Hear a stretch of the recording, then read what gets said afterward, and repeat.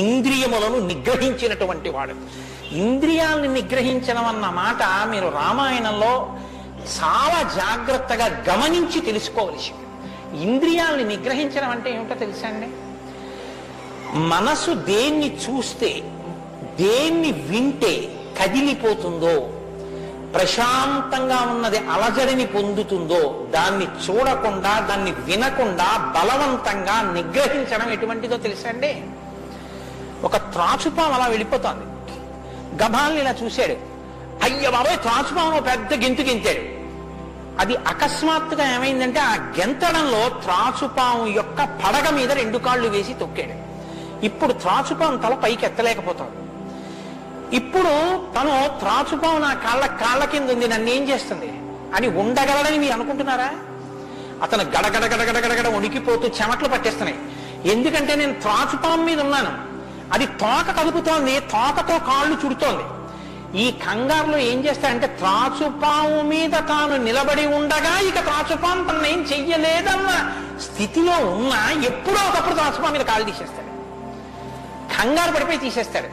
ఎప్పుడో అప్పుడు కాళ్ళు తీయడం కోసమే పాము చూస్తుంటుంది, కాటు వేసేసి పుట్టలో వెళ్ళిపోతుంది, లేకపోతే ఎక్కడికో అక్కడికి వెళ్ళిపోతుంది. రావణుడు చేసే తపస్సు, రావణుని యొక్క ఇంద్రియ నిగ్రహం అటువంటివి. బలవంతంగా అణిచి పెడతాడు.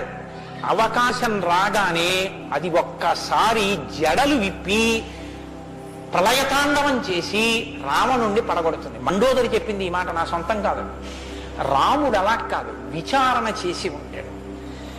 అర్థమనర్థం భావయ నిత్యం అంటారు శంకరాచార్యులు వారు. నారీస్తన భరణాభీదేశం దృష్ట్యా మాగా మోహావేశం ఏతత్ మాంసవసాది వికారం మనసి విచింత్య వారం వారం అంటారు. మనసు దేని చేత కదిలిపోతోందో దాని యథార్థ స్వరూపాన్ని బాగా విచారణ చేస్తాడు.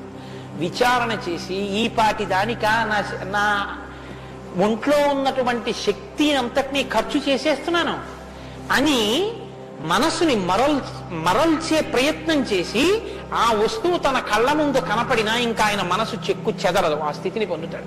ఇది శంకరాచార్యులు వారు నేర్పుతారు లోకానికి. గురువు చెప్పే మాట అంటే అలా ఉంటుంది. ఆయన ఎంత చమత్కారంగా అన్నారో చూడండి. నారీస్తన భరణాభీదేశం దృష్ట్యా మోగా మోహావేశం.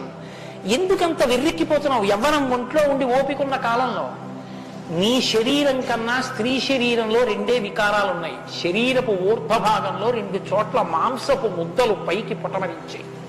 శరీర అధోభాగంలో మాంసము కొంత లోపలికి వెళ్ళి ఉంది. ఈ 2 వికారాల కోసం నీ శరీరంలో ఉన్న సమస్త శక్తిని నశింప చేసుకున్నావు. ఇదా నీకు నరజన్మ ప్రయోజనం?